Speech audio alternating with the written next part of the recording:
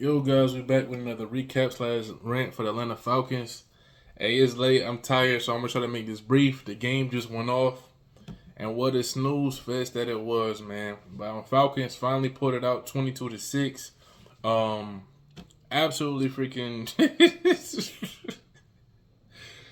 terrible game for us as far as offensively on both sides, but an amazing game on defense from my Atlanta Falcons, man. I'm not a betting man at all, but it's funny. This is the only time I ever seen parlays before the game, and one of them was Bijan Robinson to get a touchdown, and Justin Jefferson to get 5 receptions, and they didn't get none of them. So that's absolutely crazy. But anyway, yo, guys, it is about time that the defense showed up. They were showing graphics all over the place talking about, yo, the Falcons ain't had this many sacks in a game since 2009. They was last in the league in every single category and all the other stuff, man. Yo, this was absolutely crazy, bro. Um, Shout out to our field goal kicker for kicking all the kicks. He was 5 for 5. This man had 16 points. And think about it, we had 22 points. I'm looking right now at the stat sheet right below me. This man he was 5 for 5, man. His longest was a 54-yarder with 16 points. This was a great full circle moment for him because he used to play for the Vikings. Obviously, Kirk Cousins used to play for the Vikings too. But as y'all saw what happened last year, we got destroyed when he was playing. And now the defense stepped up this time. A lot of full circle moments with, Raheem Morris and the Vikings coach working together at some point and all that other stuff. There's a whole bunch of connections going on in this game.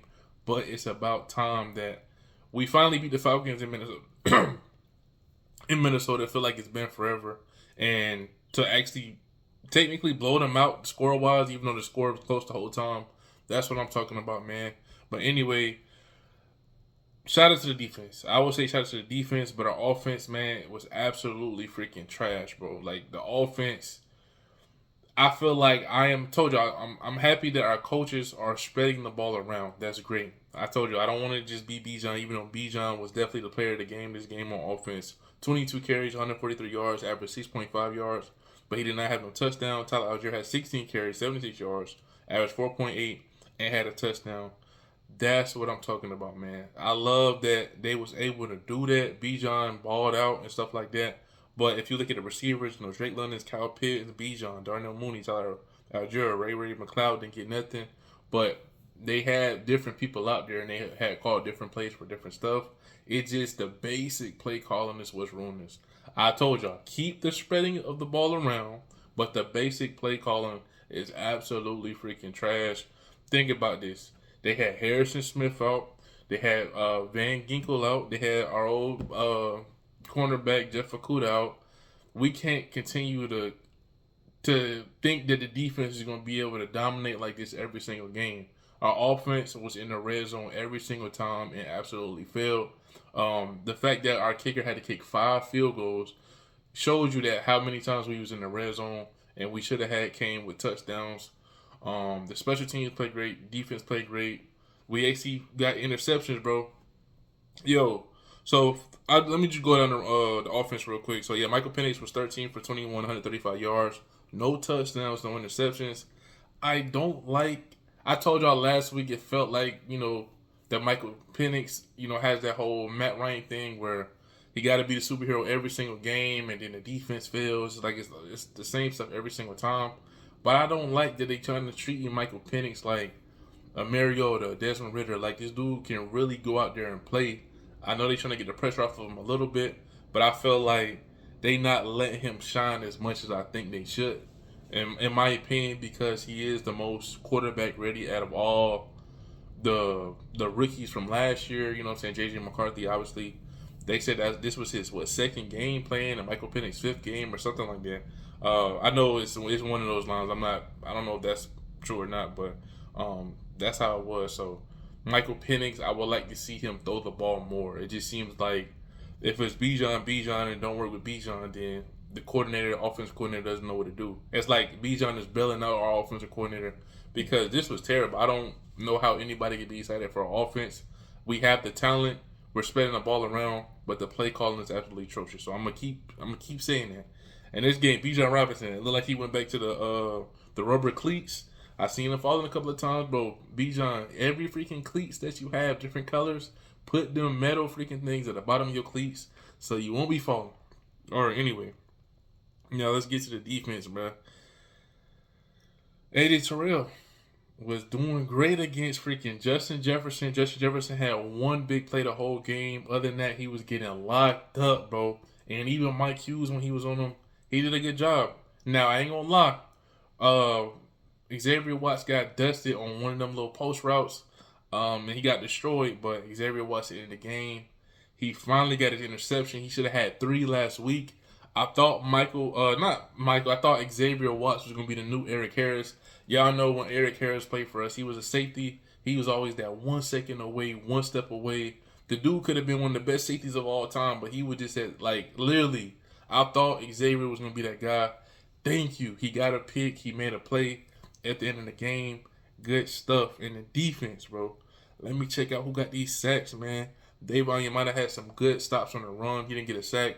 But Dave Onyemata, I like when he came to the team. He did really, really good last year, I believe. So Zach Harrison got a sack, 1.5 sack.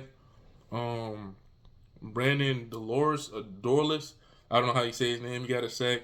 Way to step up. Jalen Walker, the rookie from Georgia, got a sack. Leonard Floyd got a sack. James Pierce Roro got a .5 sack. That's what we like to see. That's what I'm talking about, man. This was the best pressure that I've ever seen the team really ever do. This is the most sacks we've had, like they said, since 2008 against the Colts or something, 2009 or something like that. We actually had picks. We had forced fumbles. We were on special teams. The only thing, just imagine if the offense was high-powered and going crazy, this team would be absolutely unstoppable. Billy Bowman catching picks, Xavier Watts catching picks. That's what I'm talking about, man. And the fact that when AJ Terrell got hurt, we still was able to come out there and do what we needed to do, man. That's what I'm talking about. It felt really, really good to see a great defense, but I couldn't enjoy it because of seeing what the offense was doing. Like I said, we cannot keep depending on the defense to do this every single time. And we have to get the offense going. Like I said, they had players hurt. As a fan, I know, trust me, Harrison Smith is a dog. If y'all go watch the freaking Vikings highlights of interceptions throughout the years, Harrison Smith is all over that freaking video. I'm talking about, like, this dude is one of the, he's a future Hall of Famer in my opinion. And Van Ginkel, the dude had, I think he had a pick last week, pick 6 or something like that. The dude is a dog as well. And I know I missed somebody, Jeff Okudy, he's pretty cool and stuff like that. But we have to take that in consideration of those guys were out and we still struggle on offense. Like, that's what I have to try to tell y'all. Like, of course, we got to win. Be happy. I'm happy we got the dang W. I did not want to go in there and lose like this, you know what I'm saying? But we won the game. That's, foremost. Good stuff, man. Like I said, I'm tired of exhausted, so that's why I'm, going on and on. But I don't want to let y'all know that. That's good. But as you see going on down the line when we go against those high-power offenses, we may not get a chance to do this, man. So, anyway, on the J.J. McCarthy for the Vikings, he was 11 for 21, 158 yards. And I think they actually said Bijan Robinson had more offensive yards than the entire Vikings offense, which is absolutely insane. So, yeah, he was 11 for J.J. McCarthy was 11 for 21, 158 yards, 0 touchdowns and 2 interceptions. And he lost a fumble this game. They tried to run with Jordan Mason. He 9 carries for 30 yards. J.J. McCarthy actually ran for 25 yards. Aaron Jones ran for 23 yards as well. And Justin Jefferson, like I told you, 3 receptions, 81 yards. That big reception he had, that was pretty much it. Jalen didn't do nothing. Shout out my boy Adam Thielen, my second favorite wide receiver in the league behind Keenan Allen. He didn't even have a good homecoming game as well. Both of them back on their old teams, which is crazy to think about. My 2 favorite receivers. But, yeah, that was pretty much it, man. Nothing too crazy. Like, I'm trying to think, did anything else stand out to me? And I don't think so, man. So, we just got to step up. We got to do what we got to do. And I say let Michael Penix shine a little bit, man. They being a little too conservative with him, you know what I'm saying? Like, I think it's, like, too vanilla. And even the commentators at one point was like, yo, what the heck is going on? Like, they don't have no play calling for the red zone. Like, what is this? We get down here all these times, for years, even on our offense, we used to be the best in the red zone. Now it seems like our dudes have no idea what the heck they're doing. We just run the ball, or third down, we try to finally pass, and then we get sacked out of field goal range, or not out of field goal range, but we get sacked. It's just like there's no let's go to the end zone. It's like let's just do the short stuff. And for some reason, the play calling seems like it's taking forever. And I feel like our Raheem Morris is taking that Mike Smith approach, which I told you I love Mike Smith, the best coach we ever had. Y'all can talk about Dan Reeves and all this stuff. Mike Smith is the best coach we ever had. It seemed like we're in that phase of trying to control the clock. And hey, it worked for Mike. Maybe that's what we're trying to do now. But Mike Smith, at least with Mike, I think we had Mike Mularkey back then as well too. We scored touchdowns. We was good on offense. We was, in the red zone, we was great. So we got to continue to do that stuff. Yeah, man. So shout out to the Bean Diablo again for balling out at linebacker. Caden Ellis for, I think he got a sack as well or something like that, didn't he? Did Caden Ellis get a sack this game? No, he didn't, but it seemed like he did. I guess he got a nice tackle for loss. But other than that, the team as a whole, we got the W. That's what's the most important. But yeah. So anyway, man, let me know what y'all think. Did y'all think this was a better game? Like I told y'all last week, y'all was like, "Oh, the defense is trash." I'm like, "Come on, man. The defense didn't allow 0 passing yards last week against Baker Mayfield into the last 2 minutes of the first quarter." And now you've seen that defense is capable of doing something. Shout out to Jeff Olbridge for coaching a good game. Shout out to the pass rushers for getting to him. James, all of them boys, man, that's what I'm talking about. But yo, we got to do some offense, man. We got to do some offense. And Jake Matthews and all of them boys, man, I got to get on it. Jake Matthews, the last dude from the Super Bowl. Everybody else is brand new. He's supposed to be the veteran. He can't be getting penalties and all that other stuff. We got to come out and do what we got to do, man. So, anyway, I think that's pretty much it. I don't want to go on too much and just, stretch it out. But I think that Kyle Pitts getting more touches is a great thing. He had 4 receptions for 37 yards. He made some big plays. Same thing with Drake London. He fumbled the ball early in the game, but he made a nice clutch play. So, basically, the MVP for this game is our kicker, the MVP on defense. For me, this game,